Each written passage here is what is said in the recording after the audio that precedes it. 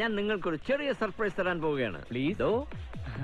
ഞാൻ എൻ്റെ സ്കൂൾ കാലഘട്ടത്തിൽ ഞാൻ ആദ്യമായിട്ട് കണ്ട സിനിമാ നടന്മാരിൽ ഒരാളാണ് ജയറാമേട്ടൻ. ഞാൻ ഈ പറഞ്ഞ ഡയലോഗ് ആർഭാടായിട്ടൊന്നും ഫീൽ ചെയ്തില്ല.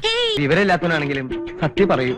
എനിക്ക് അങ്ങനെ എന്താ പറയാ, എല്ലാവർക്കും എന്നെ മതി. ആ ഒരു ഞാനൊക്കെ ഇപ്പോഴും ഒരു സിനിമാ നടൻ എന്ന് പറഞ്ഞ് ഞാൻ തന്നെ ഒന്ന് കണ്ണാടിയിൽ നോക്കിട്ട് പ്രസംഗത്തിനിടയ്ക്ക് ഒരു സെക്കൻഡ് എനിക്ക് തരുമോ? പിന്നെന്താ ഒരു ഗ്യാപ്പിൽ സംസാരിച്ചോ? ഈ സമയത്ത് ഞാൻ തലയിൽ കൈ വെക്കില്ല കേട്ടോ. അതെന്തിനാ? അല്ല, ഞാൻ എനിക്ക് ഇങ്ങനെ ചെയ്യണമെന്നുണ്ട്.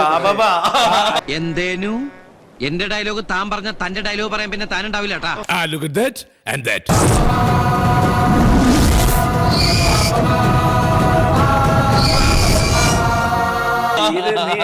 എന്നെ കുറിച്ച് ജയറാം പറയുമ്പോ വരാൻ സാധ്യത, അതുകൊണ്ട് ഞാൻ കൈ തലയിൽ വെക്കും.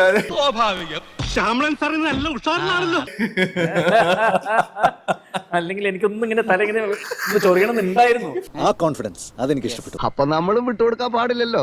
അത് കൊള്ളാമല്ലോ. പക്ഷെ അത് വിട്ടു ഞാൻ. ഒരു സാധനം പോലും ആൾക്കാർ കാണരുത്. അവന്മാർക്ക് ചേഞ്ച് വേണോത്രേ. ഞാനൊക്കെ എനിക്കും ജയറാമേട്ടനും വർഷങ്ങൾക്ക് മുമ്പുള്ള ബന്ധമാണോ? എനിക്കൊന്നും ഓർമ്മ വരുന്നില്ല ഈശ്വര. അയ്യോ, അൽഷിമേസ്. ഇതൊക്കെ എന്തിനാ ഇവിടെ വിളമ്പണേ? അന്നും കാണുന്ന ഇന്നും കാണുന്ന ജയറാമേട്ടൻ ഒരു വ്യത്യാസം ഞാൻ കണ്ടിട്ടില്ല. ഞാൻ മനസ്സിലാക്കിയെടുത്തോളം ഇവൻ നേരും നിറവുള്ളവനാ. ഞാൻ ആരാ മോൻ? തലയൊന്ന് ചൊറിഞ്ഞു തരുമോ എനിക്ക്?